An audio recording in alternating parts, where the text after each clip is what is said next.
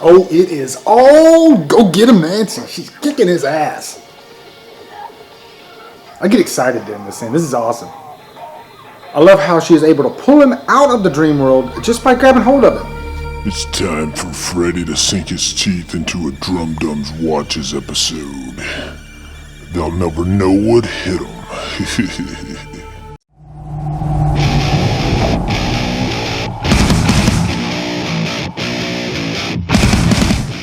What's up, everybody? It's time for another episode of Drumdums Watches. Today we are doing this bad boy right here. We are doing, hope you guys can see it. Yeah, there it is. We're doing Nightmare on Elm Street. So, we're going to do the first one. Here we go.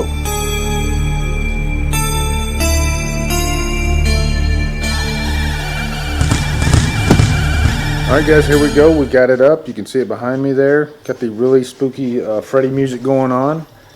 I think out of all the scores, I think I like the first one the best. I know they use kind of the main theme throughout, but the first one definitely goes for really spooky, really ominous, and I love that about it. So we're going to go ahead and hit play here. Yeah, and I love this intro, how they show the beginnings and the glove, and Freddy's making his glove. It's such a cool intro. But quick word on the box set here. It's basic as far as box sets go. Nothing too fancy like the Halloween and the Friday set. But it does the job. It has all the movies. It has a nice selection of extras. If you want to go even further, you can get the Never Sleep Again documentary. But yeah, like I said, it's basic, but it does what it's supposed to do. So I have no problem with the box set. Would I like a box set that has, I guess the pizzazz and frills that the other two franchises have? Yeah, I guess so. But I like my Nightmare box set. Oh, and here we go. We're starting it off with Tina. And I like this intro because right away you don't know who the main, I guess, final girl is. And Tina is a strong final girl. She could have played that part very well, I think. Oh, I just love that score in the background. It's so good, so creepy. I remember when this first came out back in '84. I was just I think I was like 11 at the time, but I remember the buzz around this movie just because of how original it was and how creepy it was, and there was nothing like it before. And Wes Craven actually based this on a real story that happened in Asia somewhere, I think. But yeah, there was a kid who was having nightmares, and they found him dead. So he was afraid to go to sleep. He was drinking coffee all hours of the day, and it was just a really creepy story. It really got under your skin. But really the reason I did Nightmare on Elm Street was because I posted a poll up on Twitter and on Killer Flicks, and I said, hey, you guys get to pick. And I posted 3 movies. So yeah, and Nightmare on Elm Street won, but it was actually pretty close between Nightmare on Elm Street and Halloween 6. Because I did my Halloween marathon, but I skipped 6 because I had previously watched that one. I kind of regret doing that, but it gives me another opportunity to go back and actually do a Drumdums Watches for part 6. But anyway, if you guys post down below in the comments, give me some ideas for, future episodes of Drumdums Watches. And there was also some confusion about what Drumdums Watches is. It's not a review. It's more of a kind of a commentary. Because when I posted those options, people were like, well, you've already reviewed that. But this is not a review. This is a commentary. That's what this is. I talk about the movie that's going on right now as it's playing. I like that I like to mix things up. And so that's why I started this whole Drumdums Watches series. All right, we're early in the movie now. You can see Johnny Depp on the screen. Interesting story about Johnny Depp is he actually didn't go to audition for the part.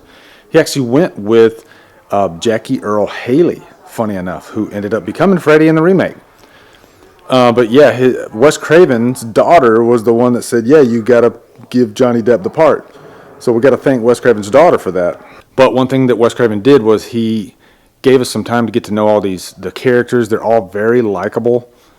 And they're all very strong-minded too, They're not just dumb dingbat type characters. And there's some funny moments throughout too to kind of break the tension. Another great scene that was filmed for, I think, $1.50 or something like that. All they had to do was buy some spandex, and they put it on the wall. Much more effective than the remake, which used that really crappy CGI-looking version. I don't know what the hell they were thinking. I actually like the remake more than most people, I think, but it definitely has its problems. But I can still enjoy it. I like that they made Freddy dark again. Like this movie. This movie, Freddy is really dark. He is really serious. There's a little bit of dark humor there, very little though. And you don't even see Freddy that much in this movie. And that's another reason why I think it works so much. They went with a different formula in the later Friday movies, and there is some fun to be had with those, but you gotta approach it from a different angle. As a matter of fact, I got a comment this morning about my Texas Chainsaw Massacre 2 review, and somebody said they watched it and they hated it. And I said I completely understand that, because if you go into, a movie that is meant to be approached a different way, then you're probably not going to like it. Same thing with the later Friday movies. But we're about to get into one of the most iconic scenes with Tina. And she's really a great character in this. And that's kind of a rarity in slasher movies. Usually they kind of focus on one final girl. And I mentioned that in the beginning of this, but just a foot stomp it. She, I think, is just as effective as Nancy. And the best kill scenes, the best scary scenes involve her. Like, this is great. The atmosphere, the cinematography, everything about this scene is just perfect. And we get to see Freddy for the first time here. We get to see his face, and it's all dark, it's all in the shadows, and it looks like a dream. When you see his arms go out like that, you know automatically, oh, we're in a dream. And that is what's great about Freddy, is he gets to play with his victims. It's his world. He gets to do whatever he wants, and he will not kill them until he's ready to kill them. So he psychologically torments his victims before that inevitable kill. All right, so we are watching one of the most pivotal scenes in this movie, the scene where Tina meets her demise. And it's just the way this scene was filmed, groundbreaking.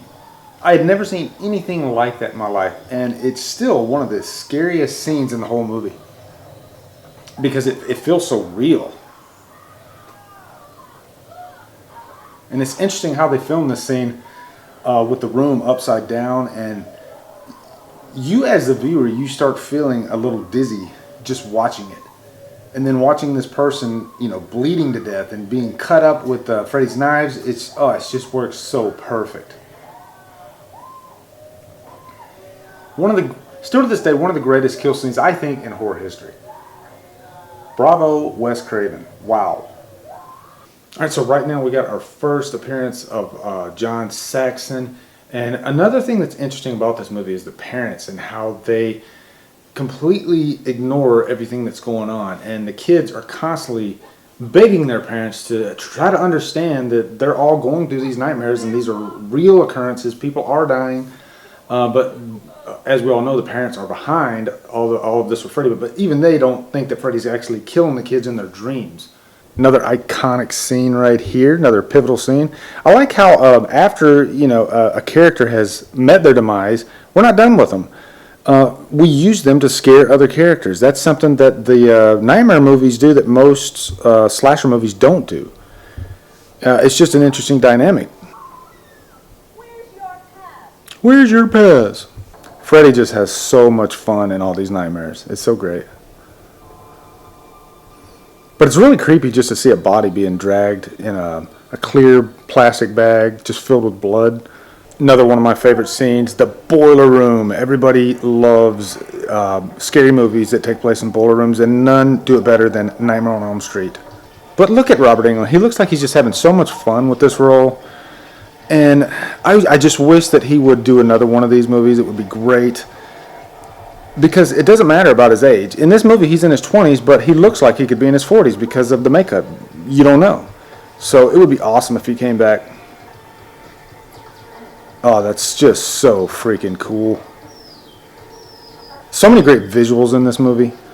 Wes Craven really liked to take advantage of close-ups, shadows, sound effects even. It all works so well. And I love this coming up. She starts screaming in the classroom. Who can relate to that, right? Have any of you guys ever seen anybody just freak out in the middle of class? I'm sure some of you have. I remember there was one guy in my high school. He was on steroids, and he had like an epileptic seizure, I think, because of it. in the middle of class, and it was pretty freaky. All right, here we go, coming up on one of the coolest death scenes, I think, in the movie. So many to choose from, but this is another one that visually is just iconic. And one thing I love about Nightmare is that there are no limitations to the death scenes. It's the nightmares. It's your dreams. So anything can happen. There are limitations in other slasher movies when you're dealing with the real world. But oh my God, look at that. That is so freaking awesome. Beautifully done. Beautifully done. And it's in one of the most vulnerable places, alone, naked, in a bathtub. And another thing is, Wes Craven really took advantage of, you don't necessarily have to see Freddy for the kill to happen. In this scene right here, all you see really is Freddy's hand. That's it. But visually, it's still just as exciting, even more so. Alright guys, I'm going to do some quick shout-outs on Killer Flicks. We got Nathaniel Palika Erlinson, hope I said that right. Nightmare on Elm Street was my first horror movie. Awesome way to get introduced to the horror genre. Definitely an awesome way. Wow, great first horror movie. Dylan Whitmith says, I think Freddy is the best in Freddy's Revenge. I think Freddy's Revenge is highly underrated, actually. But I liked that Freddy was so dark. And I liked Jesse, actually. Great character. Antoine Thomas says, love this movie. What is your favorite kill in this one? Gotta go with the Tina kill in the Upside Down room. That one's freaky as hell. Tim Swope, my favorite series. Awesome. And Andy Ward, he actually posted a picture here. He met Rod Lane from this movie. And really cool picture. I'm jealous. I need to get to a horror convention. But he says the best looking Freddy in this movie and my second favorite horror of all time behind Halloween.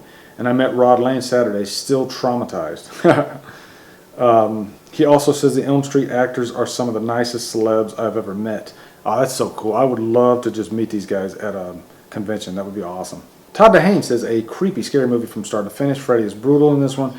And Tina's and Glenn's death scenes are both bloody and memorable. Definitely one of my favorite horror movies and my favorite in this franchise. Hell yeah. Lee Lebo Ducker's News says, love it, Freddy at his best. Nightmare 3 next, please. Dream Warriors is awesome. I'll definitely add that one to the list. Chad Leach says, iconic, legendary. Nightmare on Elm Street is the reason I love horror movies. It's a great reason to love horror movies, honestly, Chad. Daniel Westbrook says, hi Lee, hope you're enjoying the movie. Great film. Hell yeah, awesome film, Daniel. Okay guys, I just wanted to foot stomp this freaking book here. I want to promote this book. And no, I'm not getting paid by these guys. It's just an awesome book. This is the Slasher movie book.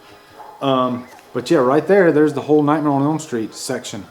And they refer to 1984, which is the year this came out, as the end of the golden age of slasher movies. And that was the year of Friday the 13th, the final chapter, and of course Nightmare on Elm Street. But yeah, this book is so great. It's really an encyclopedia of slasher movies. There are literally hundreds, if not thousands of them in here. And they even have a Chuck Norris movie in here. Let me go back to it. Here we go. Yeah, there you go. Chuck Norris. Silent Rage. Come on, people. Silent Rage is good. But you got slasher movies I've never even heard of. Like The Mutilator. Never heard of it. And there's the original Westworld. Just a sample, but yeah, get this book. So good. Like I said, I'm not getting paid for this. I just love horror that much, and I like letting all my subscribers know about this book. Please get it. So here's the Rod Lane death scene. Interesting behind the scenes footnote on this is that the actor playing Rod Lane was, I guess, high. He said he was on drugs. That was a time in his life that was pretty dark. And it's something that he regrets. But yeah, when he did this scene, he was actually, under the influence, I guess you could say. But it's just another one of those really creepy deaths, being hung by your own bedsheet in prison and helpless.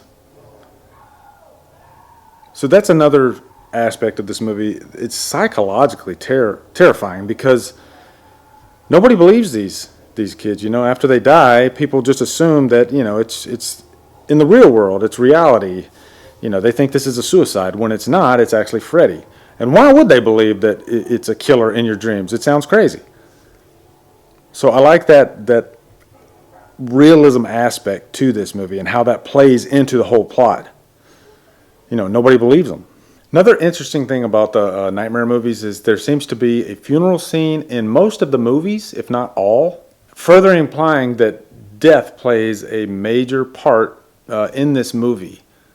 Not really just at face value. They explore death. You know, they go as far as going to the funerals and, you know, showing the grief and torment over, you know, how this would affect families.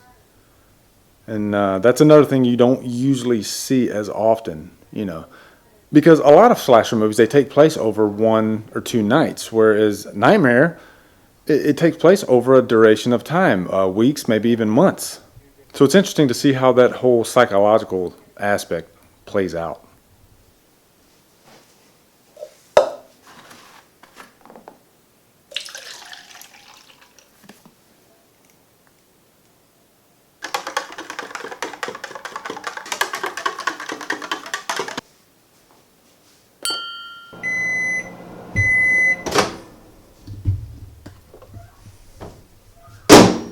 All right, so it is time for breakfast. I'm having my Krispy Kreme donut. I was in Atlanta yesterday. We don't have a Krispy Kreme here in Valdosta. And I noticed a Krispy Kreme, so I picked up a dozen. But yeah, these things are delicious. Microwave for 5 seconds. Chocolate milk. Right now, Nancy's trying to reason with her mother. And her mother's being a real bonehead bitch. All right, so we're about to get into Glenn's death. This kind of reminded me, though, back in the day, I remember, you know, calling my girlfriend on the rotary phone or whatever, and it's just crazy how things are so different now. Everybody uses cell phones, but back then in 80s slashers and 80s horror movies, really, the landline, the house phone, usually played a big part. Even in Scream, it did, but yeah, we usually don't see that anymore, but I don't know, I just like reminiscing like that. But this scene coming up here with Glenn's death, another just landmark scene in horror. And shocking, really, to see, well, we'll wait until it comes. Oh, and the tongue is about to come. Here we go, right here. Oh, there it goes. I like how Wes Craven gives you all these little clues here and there. Oh, okay, because sometimes you don't know if they're sleeping or if they're not sleeping. So just makes it interesting. But here we go. Here's the tongue. I'm your boyfriend now, Nancy. Here we go. This is it. It's just crazy how they made this scene too. And then the blood just starts pouring up crazy. And I believe they had one shot at this scene. Because after that, the whole set was destroyed. So I always like those scenes where it's just you got one take and that's it. And if you don't get it, then it's done. And this scene's interesting too because it's kind of like the dream world enters the real world in the death scene. It's weird. So Nancy is getting ready. She's setting up all the booby traps. Booby traps are just fun in movies. It reminds me of Home Alone. And the last segment of Home Alone is so much fun, and the last segment of this is so much fun. Booby traps are fun. Check, make sure my mic is on. Yes, it is. Okay, guys, here we go. Looks like we're coming down to the last act. And one thing that you might realize that most people don't realize until they watch this again is they don't show Freddy that much. They keep him in the shadows, and it works so well, I think. And what's interesting about Freddy is they actually wanted to go with a traditional type of slasher, and then quickly they realized this is not going to work. We need somebody with a little bit more flair, somebody that can actually talk, because that's another thing you don't see as much in slasher movies. Is the killer is usually, you know, stoic and, you know, speechless, but not Freddy. And thank God they found Robert Englund, because Englund, he just owns that Freddy role. He's perfect.